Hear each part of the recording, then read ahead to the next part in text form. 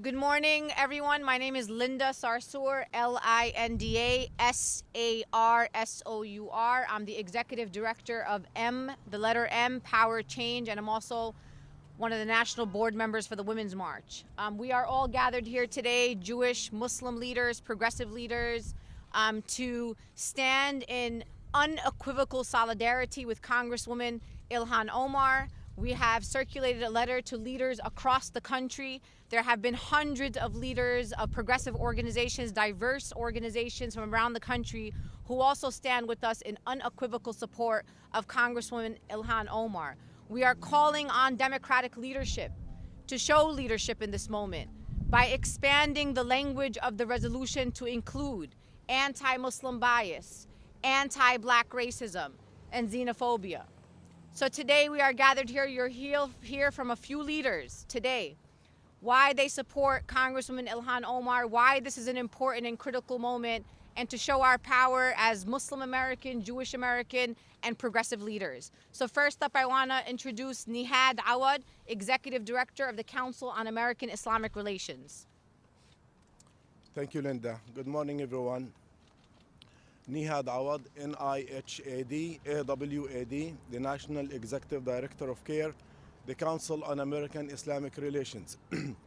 This issue is very important to me because it is very personal. I am a Palestinian. My family is Palestinian. My family was forced out of its home in 1948 and they were made refugees.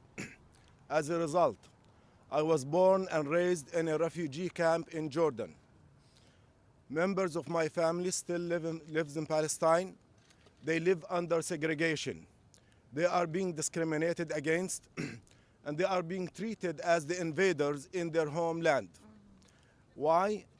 Because of our US foreign policy that has been blind, unconditionally supporting the occupation of Israel. Now, why are we here today? We are here to state the obvious. When a new member of Congress states the obvious, that Israel and its AIPAC lobby have undue influence in our Congress and on our foreign policy, and the Democratic leadership in the House rushes into issuing a resolution condemning this new member to silence her and intimidate her, that shows the undue influence of AIPAC and the Israel lobby in the House. Secondly, the fact that the Democratic leadership was forced to change the resolution and create balance in the resolution shows that this movement is alive and it rejects unbalanced policies in the House, in the Congress, and it shows that the resolution was unbalanced and it ignored Islamophobia and the suffering of Muslims here and abroad. Lastly, this Congress needs new faces and voices. Ilhan Omar is a dynamic, pioneer, courageous voice that has been much needed in the Congress.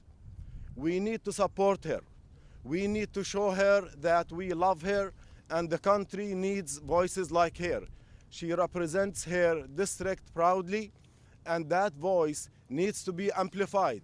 She should not be the exception in Congress. Other members of Congress should have the courage and support the rights for the Palestinians, and they should not attempt to silence her or sideline her. Thank you very much, and I'm very proud of this leadership who is interdenominational, religious, non-religious, speaking in unity, in solidarity of Ilhan Omar. Thank you, Nihad. Next up, I want to introduce a very dear friend of our community from an organization that has been an ally to Muslim Americans before it was cool to be an ally to Muslim Americans. Please welcome Rabbi Alyssa Wise from Jewish Voice for Peace. Hello, my name is Rabbi Alyssa Wise, Alissa Wise, and I'm Deputy Director at Jewish Voice for Peace. I'm proud to be here today to raise my voice and be part of this holy coalition of groups in outrage over the Democratic senior leadership seeks to reprimand Representative Omar. Representative Omar deserves no reprimand. Representative Omar was exactly right about AIPAC's outsized influence here in Washington. Representative Omar was exactly right that anti-Muslim sentiment is driving the attacks on her. Representative Omar was exactly right when she named the pressure lawmakers are under to support Israel unconditionally.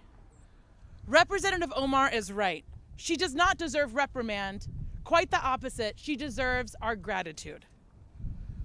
What we have here is what we call in Judaism a chilul Hashem, a desecration of God's sacred name.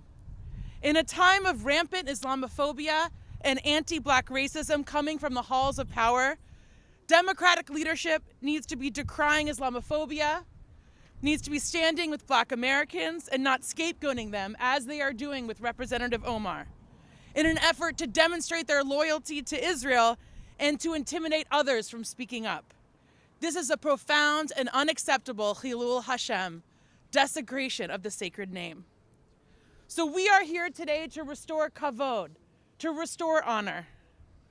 Of course, anti-Semitism deserves condemnation and attention, but Representative Omar said nothing anti-Semitic, and the attacks on her that suggest otherwise reek of anti-Muslim and anti-Black bias. All this leaves us vulnerable to violence and harm, because as this charade of concern of anti-Semitism is taking place, white supremacists are getting a pass. And we all know who white supremacists have in their sights: Muslims, Black people, Jews. If House Democratic leaders really cared about growing anti-Semitism, they'd be leading the charge against white supremacy in the halls of power. That's publicly fueled by our own president, by members of Congress, like Representative Jim Jordan, who tweeted Tom Steyer with the S spelled with the $sign this weekend. And they would be slamming those who put up a poster linking Representative Omar to the 9/11 terrorist attacks. And this is a fight we must fight together, so that's why we are here together today. That's why any resolution brought by Pelosi and the Democratic leadership must address not only anti-Semitism, but Islamophobia, anti-Black racism, and xenophobia as well. This is how we remedy the chilul Hashem, the desecration of God's name, by standing together in praise of Representative Omar for her courage, her honesty, her truth-telling, her bravery, to stand up against those that insist Palestinians are not deserving of human rights, that we must critique the Israeli government as it practices apartheid. So thank you, Representative Omar. I am here to follow you and champion your vision of a world without racism and oppression. It is you that brings kavod, that brings honor. Thank you. Thank you, Rabbi Alyssa Wise. Next up, I want to introduce to you a representative of a very courageous group of young people who have stood in support of Palestinian human rights, challenging members of the Jewish establishment on their positions on Israel. Please welcome Natalie Bomdad from If Not Now.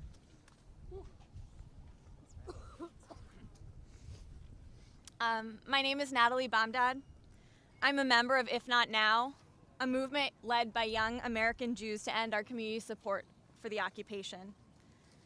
I'm standing here as an American, a Jewish woman, an Arab, and an Iranian woman, and I'm standing in full support of Representative Omar. I'm also standing here representing thousands of American Jews in every corner of this country who share Representative Omar's vision for an end to the occupation and freedom and dignity for all Palestinians and Israelis.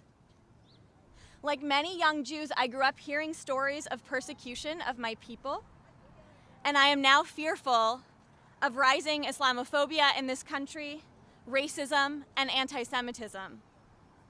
But for too long, my community has looked to outdated institutions and political structures to keep us safe.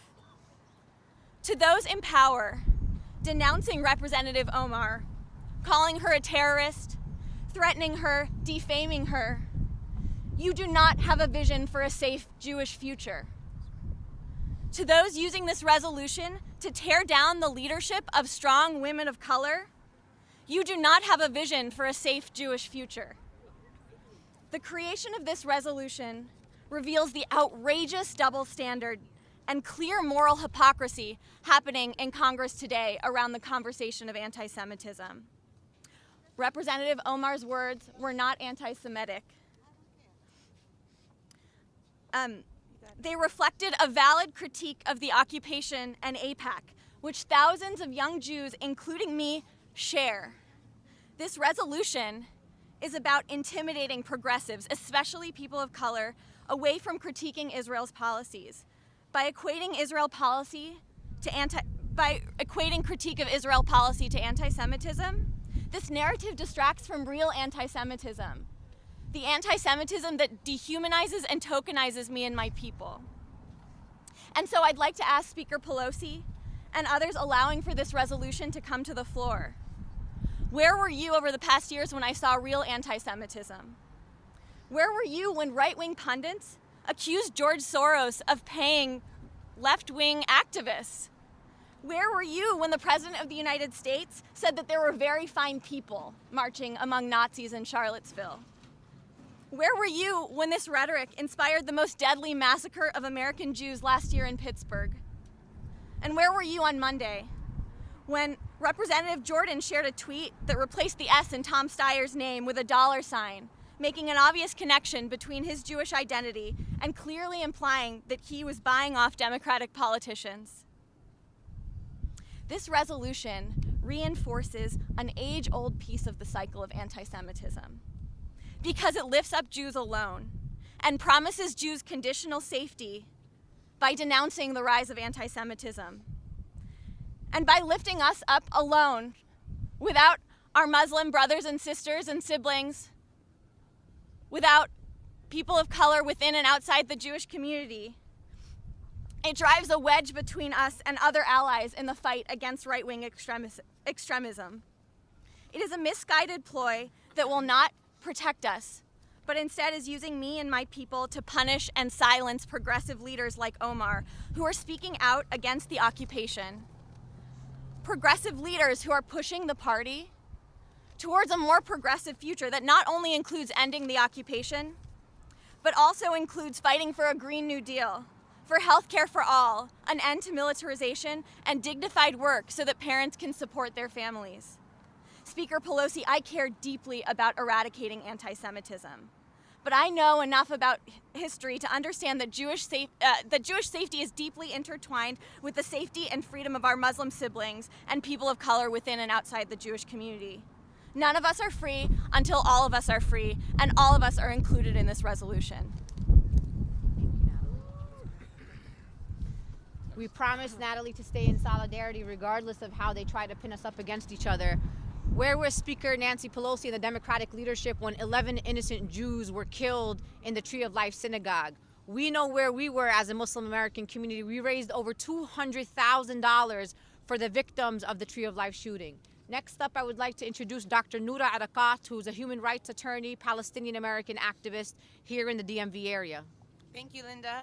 Good morning. Noura Arakat, N-O-U-R-A-E-R-A-K-A-T, human rights attorney, assistant professor at George Mason University. I want to affirm what my brothers and sisters have said already, which is that this coalition that you see here behind you is the group that is combating anti-Semitism in this country, is the group that is leading the movement to protect all and not just a few at the expense of everyone else, where we tokenize suffering, where we hold it up in order to get votes, in order to appear that we are somehow within the mainstream and very afraid to take the risk that we need to take.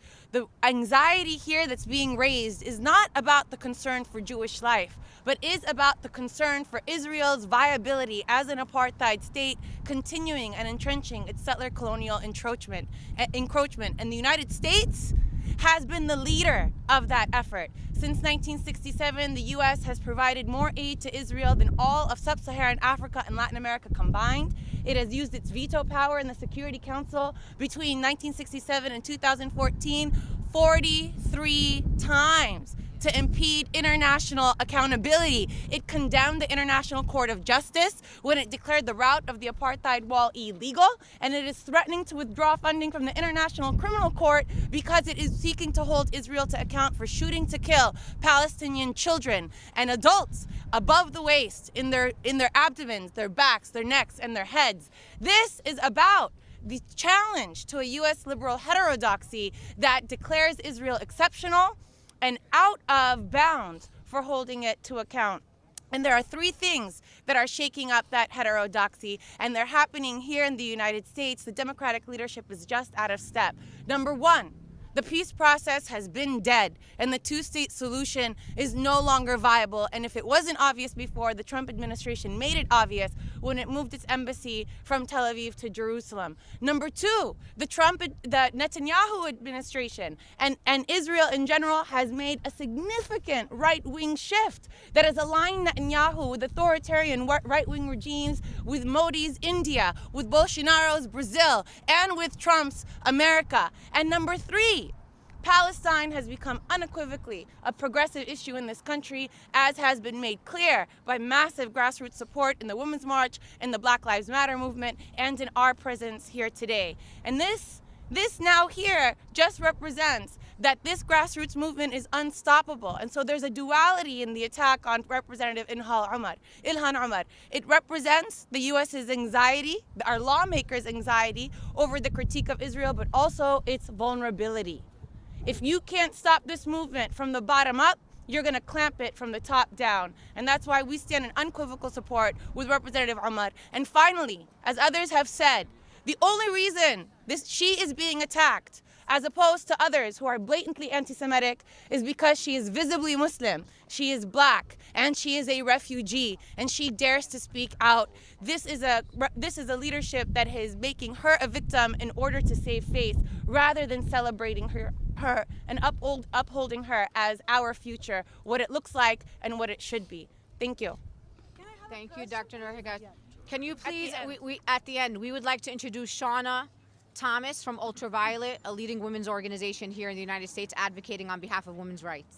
Linda, do you believe the state of Israel has a right to exist? We'll answer questions later after the press conference. Thank you, Linda. I'll be happy to answer that. My name is Shauna Thomas, SHAUNNA, THOMAS. I am really grateful to the Jewish and Muslim leaders here today who created the opportunity for me as co-founder and executive director of Ultraviolet, an organization representing over 1 million women, building power for women in every single state and congressional district across this country, who believe firmly that anti-Semitism is real and a growing problem, and we won't stop its growth by enabling Islamophobia. And that's why I'm here today to support Representative Ilhan Omar and strongly oppose the thoroughly hateful Islamophobic and misogynistic attacks lobbied against her by both Republicans and Democratic members of Congress.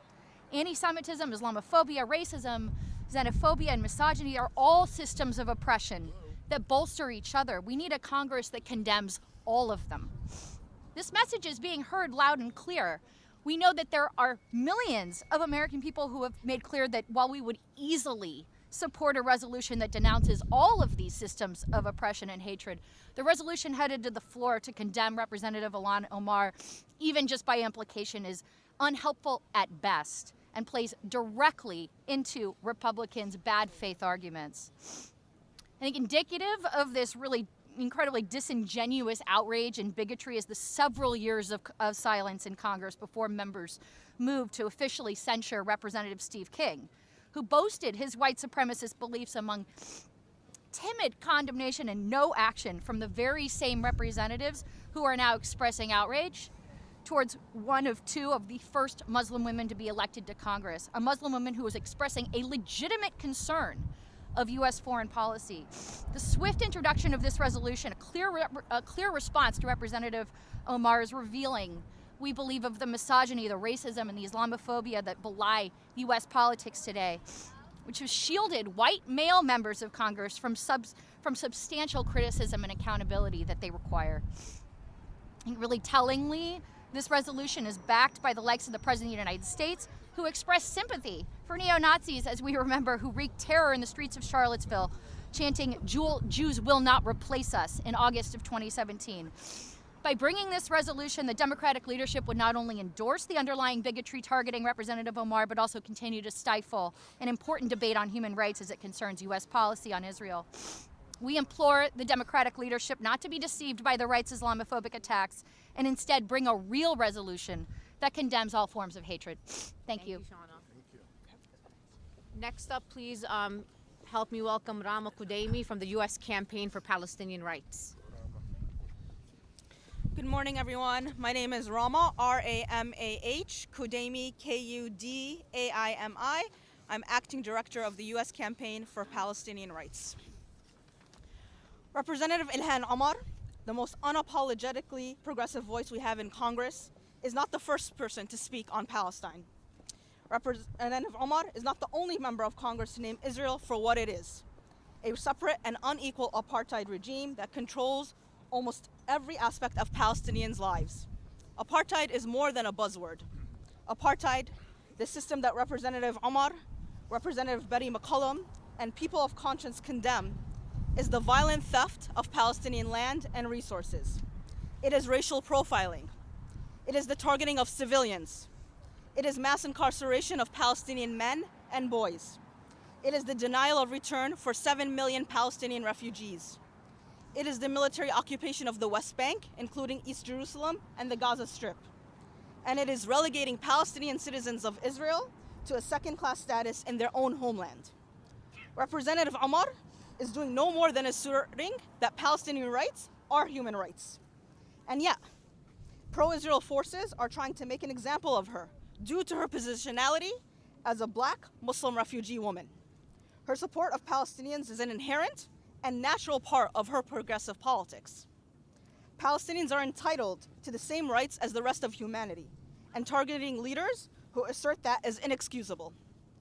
The resolution that the Democratic leadership wanted to introduce, and the one that our voices are making them reconsider, is making it painfully obvious how out of touch they are with the truly progressive politics of their base, that necessarily include Palestinian freedom, justice, and equality, alongside issues of economic, racial, immigration, environmental, LGBTQIA, and gender justice. The real anti-Semitism and hatred are not coming from progressive leaders that are standing up for the rights of the Palestinian people. Anti-Semitism is coming from the current presidential administration and the Republican Party that have chosen to deepen their relationship with white supremacists, white nationalists, and right-wing Israeli forces that thrive on Islamophobia and racism. That is where the Democratic leadership should be focusing their attention. The fact that the Democratic leadership wanted to target Representative Omar with this resolution instead of joining her in her principal stance against the forces of white supremacy, anti-Semitism, racism, and xenophobia, that fact called into question their belief in the values of freedom, justice, and equality for all people. By singling out Representative Omar for criticism, Speaker Pelosi is implying that attacks on Muslim, refugee women of color for their political stances are acceptable. The Democratic leadership is opening Representative Omar and anyone who looks like her up for more violence. In doing so, they are making themselves complicit in the current atmosphere of intense repression and fear, an atmosphere that is full of xenophobic, racist, Islamophobic dog whistles and shouts from the Trump administration and the GOP. We know that justice is indivisible. We believe in the possibility of freedom, justice, and equality for the Palestinian people in a world without racism and oppression. We know that all forms of oppression are interconnected and reinforce each other. And we know, and Representative Ilhan Omar knows, that work for justice for one community must be part of a vision for justice for all. That is what the Democratic leadership must understand, and that is why we stand with Ilhan Omar. Please welcome Ahmed Badir from United Voices for America. Good morning. I won't take much of your time. My name is Ahmed Badir, A-H-M-E-D, and the last name is B-E-D-I-E-R. I'm with United Voices. I'm proud to stand here with our Jewish brothers and sisters in solidarity with Ilhan Omar. When Ilhan Omar and Rashida Tlaib were when they won their election and they made history by being the first two Muslim women to join Congress, it was a historic moment that we all celebrated. While most of us celebrated, some in Washington were not happy about a Palestinian American and a Somali refugee African American joining Congress. And the smear attack started. Their mere presence in Washington angers so many people. And it's not about anti-Semitism. Let's get real. This is not about anti-Semitism because they didn't say anything anti-Semitic. What Ilhan Omar had said is nothing to do with anti-Semitism. It has to do with certain countries' influence in Washington and certain lobbies. Not much different than what we say about the NRA. Why is it okay that we can criticize and talk about the power and influence of the NRA, but we can't say the same thing about AIPAC? AIPAC, as far as we know, and from our Jewish brothers and sisters, they tell us it doesn't represent all Jews. And some are trying to redefine what anti-Semitism is, that criticism of AIPAC is now somehow anti-Semitic. We reject that. Our Jewish brothers and sisters reject that. They are not the voice of the Jewish community. They're the voice of Netanyahu, the voice of Likud, the voice of the right wing.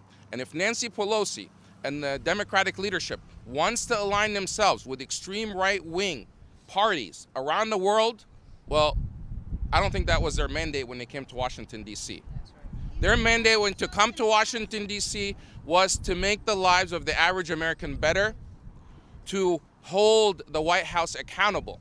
And it's a shame that we see week after week that members of Congress, especially on the Democratic side, are using their time and their resources, or misusing it, to go after Ilhan Omar, the first Muslim woman in Congress. Again, this is not about anti-Semitism. This has to do everything with a person's right to be able to criticize. Ilhan Omar sits on the Foreign Relations Committee. As a member of the Foreign Relations Committee, she has every right to speak about foreign relations. That's right. And if there's a country that doesn't have and serve the interests of the United States, in her opinion, she should be able to speak about that without having to be silenced. There was an important quote by a member of AIPAC in the New York Times the other day, saying that in a few years from now, Alexandria Ocasio-Cortez, Ilhan Omar, and Rashida Tlaib will no longer be in Congress, that they're basically going to work to remove them because they don't like their voice. They don't like what they have to say. So this has nothing to do with Semitism or anti-Semitism. Thank you very much. After this, we're looking forward to going to Nancy Pelosi's office to support our letter, to deliver our letter, and to continue to make our voice heard. Thank you so much. Can I have two folks come up together real quickly before Usama? This is Phyllis Benes. She's also recently wrote a piece of The Nation in support of Ilhan, one of our Jewish allies and public scholars. Very briefly, my name is Phyllis Benes, Phyllis, B like boy, E-N-N-I-S, from the Institute for Policy Studies. I want to say just two things. One is I was sitting just a few feet away from Ilhan Omar the other night at Busboys and Poets. There was nothing anti-Semitic in what she said. She is being blamed for anti-Semitism she did not say, for words she never said, for beliefs she doesn't hold. That's what we're dealing with. The only other point I want to make is that we are at a moment of extraordinary transition.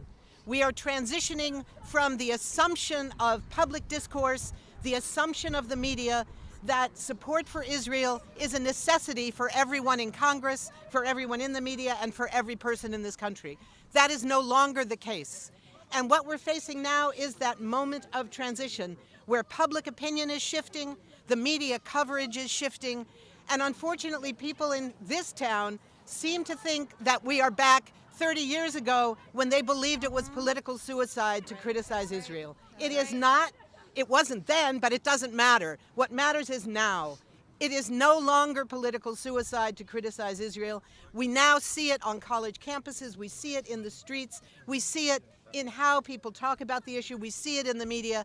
And this is the change that is underway, and it's part of the change that has brought extraordinary people to Congress, like Representative Ilhan Omar, like Representative Rashida Tlaib, like representatives that we have heard about all day. This is an incredible generational shift.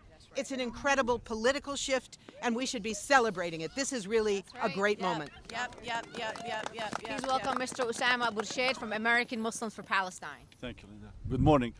My name is Osama Aburshid, OSAMA ABUIRSHAID. I'm the Executive Director of the American Muslims for Palestine. I just want to echo what was said before. This is not about Semitism and anti-Semitism, but what we're seeing now is a tool of intimidation. Anti-Semitism became a tool of intimidation to deter any free, constructive, healthy discussion about Israel and its policies and the influence of the Israel lobby in the United States. So it is not about being against Jews, because none of us here is against Jews. It's not being against Israel as a state. It's about its policies and what it's doing in the name of Judaism.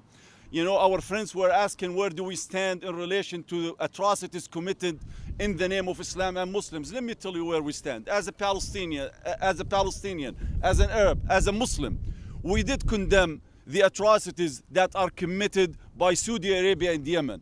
And we did not call ourselves and did not call any non-Muslims who condemn Saudi Arabia's actions in Yemen Islamophobic. We do not condemn anyone who condemned Iran's atrocities in Syria as Islamophobic. And when we Muslims spoke against Saudi Arabia and Iran, we did not see ourselves as self-hating Muslims, because Saudi Arabia and Iran do not represent Islam. Israel and the Israeli lobby do not represent Judaism. And when Jews come and speak about the atrocities committed in the name of Judaism, that does not make them self-hating Jews. So we should not accept this premise that anti-Semitism applies. Should I die? I received death threats. So again,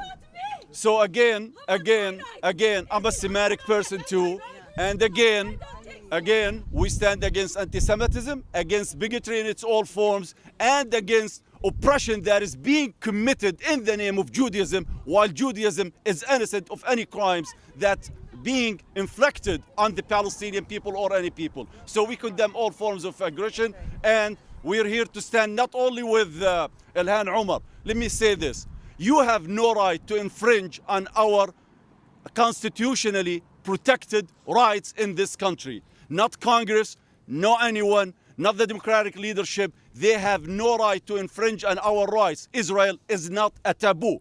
And if the Democrats want to follow the example of Donald Trump, who they criticize days and nights, well, let me tell you this. Donald Trump called the Democrats treasonous because they did not clap enough for him during his State of the Union speech. So now the Democrats are following suit by creating another taboo. And if we will continue on this trajectory and on this path, America would not be the America that we love and the America that we want. Thank you. Thank you. I want to give a shout out to our Jews of Color, Jaywalk, who's here with us today. We have the American Arab Anti-Discrimination Committee. We also have the Muslim American Society here. We have allies who have joined us, and we are very proud leaders of the Women's March here locally in Washington, D.C. Right now, we are going to take a walk to Nancy Pelosi's office to deliver this letter in person, and we'll be visiting and making sure and building the morale of the staffs of Congresswoman Ilhan Omar and Congresswoman Rashida Tlaib. We want to end this press conference by saying that we unequivocally stand with Congresswoman Ilhan Omar and Congresswoman Rashida, that there is a generational shift, that we are here to stay. We will not be silenced. We will not be intimidated. And we will continue to ensure that this Constitution upholds our right to engage in freedom of speech. And that includes the criticism of the State of Israel as it commits atrocities against the Palestinian people. And we ask the Democratic leadership to engage in an act of leadership by keeping us united as we go ahead into 2020, that the right is literally playing a game to divide us and fracture our movement so that we lose this White House one more time to fascists and the Donald Trump administration. We here say no. We are Jews, we are Muslims, we are atheists, we are Latinx, we are African American, we are people of diverse backgrounds, and we reject that. So let's go right now. Since we've been delayed, we're going now to Nancy Pelosi's office.